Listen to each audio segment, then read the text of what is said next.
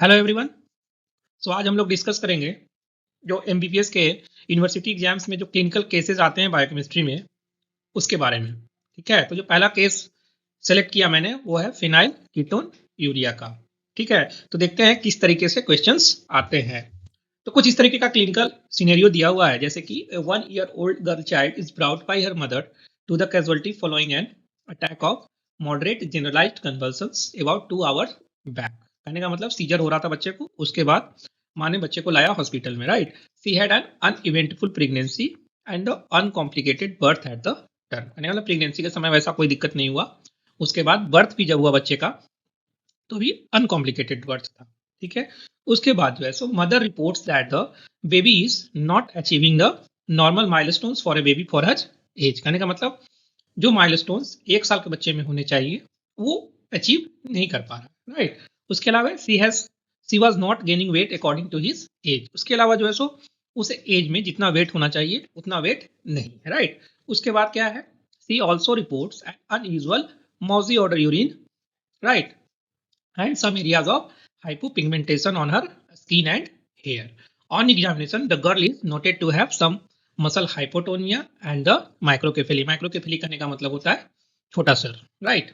और हाइपोटेनिया का मतलब होता है मसल में टेंशन या मसल में जो स्ट्रेस होगा वो कम होगा, राइट। अब यहाँ पे इसको प्रोसीड कैसे करेंगे, तो इसमें कैची पॉइंट क्या क्या है वो देखेंगे। तो सबसे पहला चीज जो है सो आप देख सकते हैं कि है कन्वल्सन्स या बोले तो मेंटल रिलेटेड प्रॉब्लम, राइट। पहला ये हो गया। दूसरा चीज बोल रहा है ये कि इसका कैच पॉइंट है कि माइलस्टोन्स जो है सो नॉर्मल नहीं है, राइट। माइलस्टोन्स जो है वो नॉर्मल नहीं है। तीसरा जो सबसे इंपॉर्टेंट पॉइंट है इसका वो है इसका mossy odour urine, right. Fourth जो सबसे इंपॉर्टेंट पॉइंट है वो है हाइपोपिगमेंटेशन।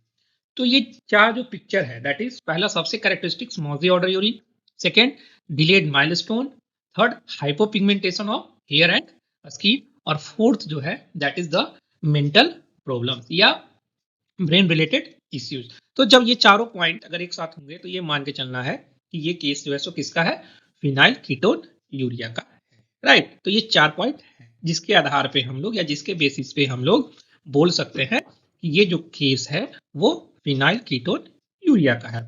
तो देखते हैं कि क्वेश्चंस क्या क्या एग्जाम्स में आते हैं। पहला क्वेश्चन है what is the most likely diagnosis and why. तो डायग्नोसिस में क्या हम लोग लिखेंगे, that is the classical phenylketonuria, right.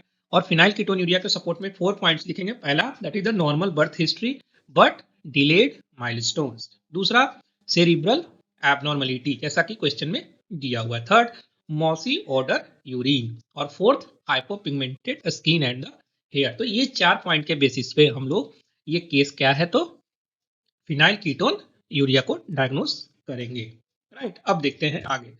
Second question आता है कि what is the biochemical basis of this conditions. कहने का मतलब कि फिनाइल कीटोन यूरिया क्यों हो रहा है और इसका बायोकेमिकल बेसिस क्या है।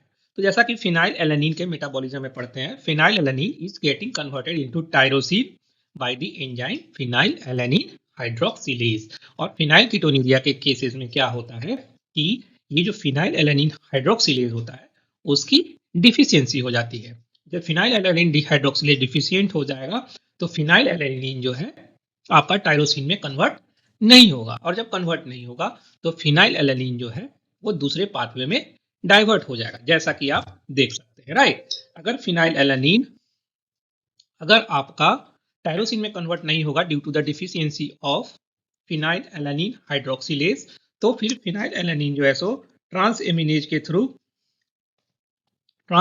के थ्रू आपको कन्वर्ट हो जाएगा फिनाइल एसीटेट में, right, through the transamination reaction. और ये जो फिनाइल एसीटेट है इसमें आप देख सकते हैं कि ये जो है सो किससे फॉर्म हो रहा है, फिनाइल पायरुवेट से। तो जो पहला स्टेप है that is the phenyl alanine.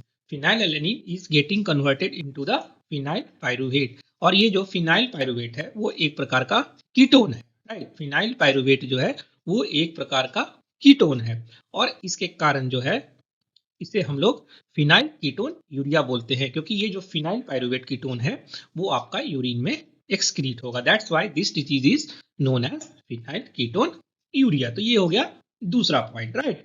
तो ये देखना है अल्टरनेट पाथवे में क्या क्या हो रहा है। तो phenyl alanine is converted into the phenyl pyruvate and the phenyl pyruvate is converted into phenyl acetate, right. तो ये जो आपका फिनाइल पाइरुवेट है वो एक प्रकार का कीटोन है, राइट। और ये जो कीटोन होगा वो यूरिन में एक्सक्रीट होगा, जिसके कारण इसको हम लोग बोलते हैं फिनाइल कीटोन यूरिया। तो ये हो गया इसका बायोकेमिकल बेसिस, राइट। तीसरा क्वेश्चन क्या आता है कि why does the urine have mousy odour, right. तो यूरिन में माउसी ऑर्डर क्यों है? तो आप जैसा कि देख सकते हैं कि अल्टरनेट पाथवे से जब मेटाबॉलिज्म होता है तो आपका फॉर्मेशन होता है फिनाइल एसीटेट का। किसी का फॉर्मेशन होता है? फिनाइल एसीटेट का। और ये फिनाइल एसीटेट जो है सो स्वेट और यूरिन में एक्सक्रीट होता है, जिसके कारण इस फिनाइल एसीटेट के कारण जो स्मेल होता है that is of mousy odour urine. तो तीसरे का आंसर ये हुआ। फोर्थ है कि why there is mental abnormalities. तो मेंटल एबनॉर्मलिटीज क्यों होता है? तो मेंटल एबनॉर्मलिटीज इसलिए होता है क्योंकि जो न्यूरोट्रांसमीटर्स होते हैं सच एज डोपा हो गया, कैटेकोलामिन्स हो गया, डोपामिन्स हो गया, ये सारे जो है सो टायरोसिन से सिंथेसाइज्ड होते हैं। जैसा कि आप देख सकते हैं पाथवे में tyrosine is getting converted into dopa by tyrosine hydroxylase के थ्रू पाथवे एक होता है, उसके थ्रू जो है सो टायरोसिन कन्वर्ट होगा कैटेकोला एमिन्स में। और जब ये न्यूरोट्रांसमीटर्स की डिफिशियंसी होगी तो आपका मेंटल एबनॉर्मलिटीज होगा। अब टायरोसिन डिफिशियंट क्यों हो गया?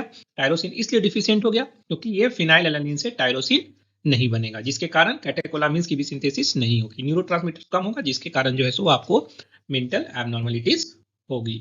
ठीक है, next question, what is the cause of hypopigmentation? Same चीज है, जो मेलानिन होता है जो कि पिगमेंट प्रोड्यूस करता है उसकी सिंथेसिस भी जो है सो टायरोसिन से होती है, right. Tyrosine is converted into dopa and dopa converted into the dopaquinone और डोपाक्विनोन से मेलानिन की सिंथेसिस होती है।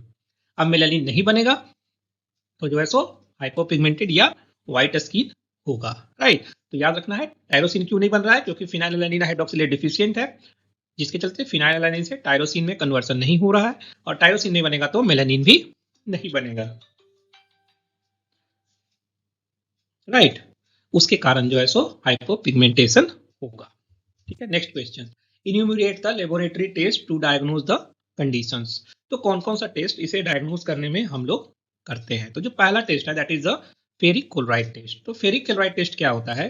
अगर कोई पेशेंट है जिसके यूरिन में अगर फिनाइलएलानिन है तो वो FeCl3 के साथ रिएक्ट करके आपको ब्लू ग्रीन कलर देगा, तो इससे हम लोग इसका डायग्नोसिस कर सकते हैं। दूसरा है गुथरीज टेस्ट। गुथरीज टेस्ट में क्या करते हैं? एक बैक्टीरिया को यूज करते हैं, right, that is bacillus subtilis. Bacillus subtilis की खासियत ये है कि ये बैक्टीरिया तभी ग्रोथ करता है जब आपका कल्चर मीडिया में फिनाइलएलानिन प्रेजेंट होता है। अब मान लो कि फिनाइल कीटोन्यूरिया का पेशेंट है तो उसके ब्लड में फिनाइलएलानिन का लेवल ज्यादा होगा, तो उस कंडीशन में बैसिलस सबटिलिस ग्रो अच्छे से करेगा। तीसरा जो है that is the blood level. Normal जो फिनाइलएलानिन का लेवल होता है 1 मिलीग्राम पर DL, बट फिनाइल कीटोन्यूरिया के केसेस में it is more than 20 times.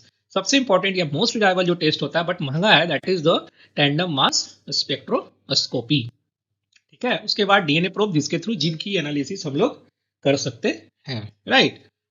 अब आता है कि what could be the treatment modalities. तो ट्रीटमेंट में सबसे पहला क्या करेंगे? फिनाइलएलानिन ऑलरेडी ज्यादा है तो फिनाइलएलानिन कम करेंगे, तो डाइट में हमेशा सप्लीमेंट करेंगे लो फिनाइलएलानिन डाइट, राइट। उसके बाद अब हम लोग को टायरोसिन देना पड़ेगा क्योंकि टायरोसिन इसेंशियल हो गया, क्योंकि टायरोसिन की सिंथेसिस बॉडी में नहीं हो रही है। टायरोसिन का सिंथेसिस अगर नहीं हो रहा है तो डाइट ऐसा देंगे जिसमें कि टायरोसिन अवेलेबल हो, राइट। उसके अलावा मान लेते हैं अगर टेट्राहाइड्रोबायोप्टेरिन का डिफिशियंसी होगा तो उस कंडीशन में हम लोग एक ओरल ड्रग है that is sapropterin, that is supplementation के रूप में हम लोग ओरल टेट्राहाइड्रोबायोप्टेरिन सप्लीमेंटेशन देते हैं, राइट। उसके अलावा हो गया that is the gene replacement therapy, that is the phenylalanine को हाइड्रोक्सिलेज को कोड करने वाले जीन को ही हम लोग रिप्लेस कर दे तो। ठीक है, तो ये बेसिक मोटा मोटी आइडिया हो गया that is the phenyl ketone urea. इस तरीके से क्वेश्चंस आते हैं। Thank you.